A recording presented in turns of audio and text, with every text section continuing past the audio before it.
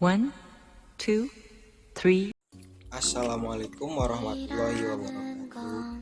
Perkenalkan, nama saya Abada Ridho Bayhaqi, Prodi Budidaya Perairan, Fakultas Ilmu Kelautan dan Perikanan, Universitas Maritim Raja Ali Haji. Kali ini saya akan menjelaskan sesuatu hal yang menarik. Mari kita lihat apa yang menarik dari apa yang akan saya jelaskan. Tunggu saja. Ya, ini dia sistem pencernaan pada ikan. Sistem pencernaan pada ikan terdiri atas dua, yaitu saluran pencernaan atau tractus digestivus dan kelenjar pencernaan atau glandula digestoria. Nah, ini ada gambar organ sistem pencernaan pada ikan. Nah, saya akan menjelaskan tentang saluran pencernaan.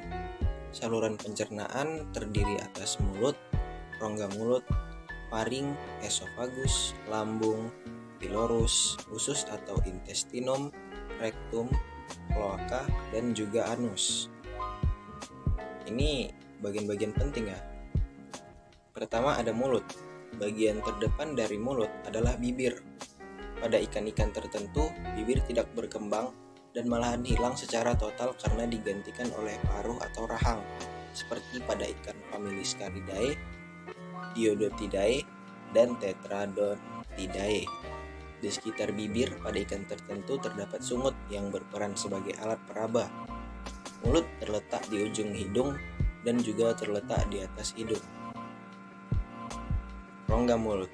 Di bagian belakang rongga mulut terdapat ruangan yang disebut rongga mulut. Rongga mulut berhubungan langsung dengan segmen faring. Secara anatomis, organ yang terdapat pada rongga mulut adalah gigi dan juga lidah.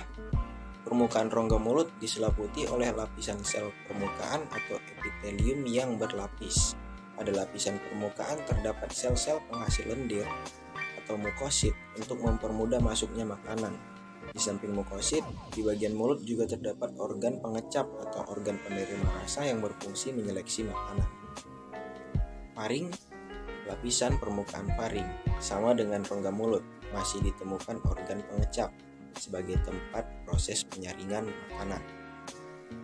Lalu ada esofagus, permulaan dari saluran pencernaan yang membentuk seperti pipa, mengandung lendir untuk membantu menelan makanan.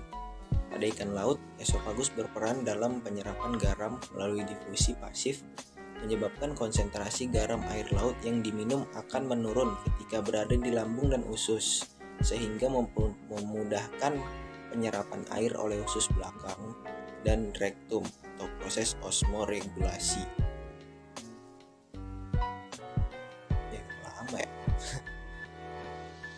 Nah, ada lambung, merupakan segmen pencernaan yang diameternya relatif lebih besar dibandingkan organ pencernaan yang lain.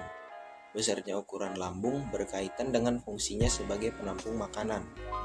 Seluruh permukaan lambung ditutupi oleh sel mukus yang mengandung mukopolisakarida yang agak asam, berfungsi sebagai pelindung dinding lambung dari kerja asam klorida, sebagai penampung makanan dan pencerna makanan secara kimiawi.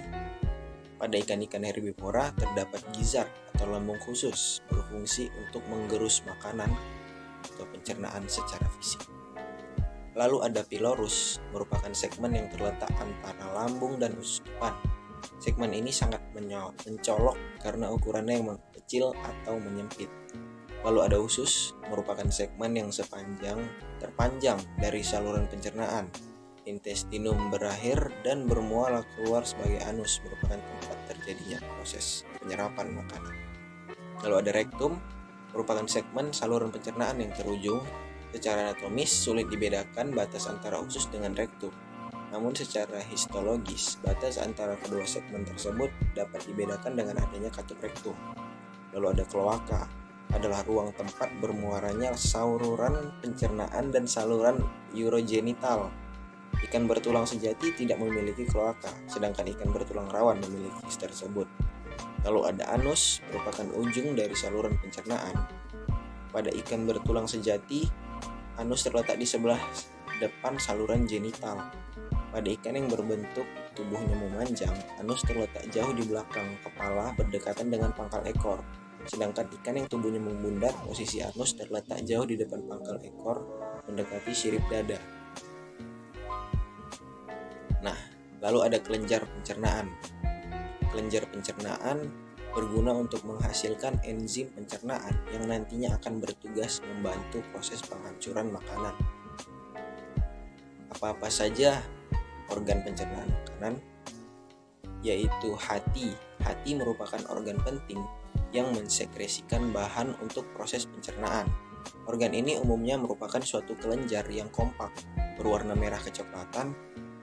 Posisi hati terletak pada rongga tubuh bagian bawah di belakang jantung dan sekitar usus depan. Di sekitar hati terdapat organ berbentuk kantong kecil, bulat, oval atau memanjang dan berwarna hijau kebiruan. Organ ini dinamakan kantung empedu, yang fungsinya untuk menampung cairan empedu yang disekresikan oleh organ hati.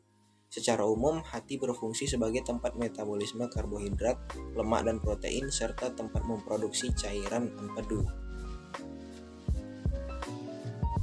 Lalu ada pankreas. Pankreas merupakan organ yang mensekresikan bahan atau enzim yang berperan dalam proses pencernaan. Pankreas ada yang berbentuk kompak dan ada yang berbentuk difus atau menyebar di antara sel hati. Letak pankreas berdekatan dengan usus depan sebab saluran pankreatik bermuara ke usus depan. Saluran pankreatik yaitu saluran-saluran kecil yang bergabung satu sama lain dan pada akhirnya akan terbentuk saluran yang keluar dari pankreas menuju ke usus depan. Nah, saya akan menjelaskan mekanisme pencernaan pada ikan. Pertama, makanan masuk dari mulut menuju rongga mulut. Di rongga mulut terdapat enzim petalin pada air liur yang berguna memecah karbohidrat, lalu menuju ke faring, lalu ke esofagus. Pada esofagus terdapat hormon gastrin yang mengsekresikan HCl dan pepsinogen. Lalu di lambung terjadi penyerapan makanan menuju pilorus lalu ke usus. Di usus, dinding usus juga mengeluarkan hormon sekretin dan pankreozenin. Sekretin akan memacu pengeluaran getah empedu dan pankreas. Getah pankreas ini mengandung enzim amilase, lipase, dan protase. Lalu ke rektum, kloaka, anus, dan seterusnya. Penyerapan sari makanan. Karbohidrat diserap dalam bentuk monosakarida, yaitu glukosa, galaktosa, fruktosa, dan lain-lain. Proses penyerapannya dipengaruhi oleh hormon insulin. Lemak diserap dalam bentuk asam lemak dan gliserol di dalam lapisan lendir dinding usus. Asam lemak dan gliserol bersatu lagi untuk kemudian diedarkan ke seluruh tubuh. Pencernaan kimiawi dan mekanik. Pada pencernaan kimiawi, ikan mencerna secara kimiawi dimulai dari bagian lambung. Hal ini dikarenakan cairan digestif yang berperan dalam proses pencernaan secara kimiawi mulai dihasilkan di segmen tersebut, yaitu disekresikan oleh kelenjar lambung. Pencernaan ini selanjutnya disempurnakan di usus. Cairan digestif yang berperan pada proses pencernaan di usus berasal dari hati, pankreas, dan dinding usus sendiri. Ada pula pencernaan mekanik atau fisik dimulai dari rongga mulut yang berperan pada gigi, proses pemotongan, dan pengurusan makanan. Pencernaan mekanik ini berlangsung di segmen lambung dan usus melalui gerakan kontrak otot. Terima kasih.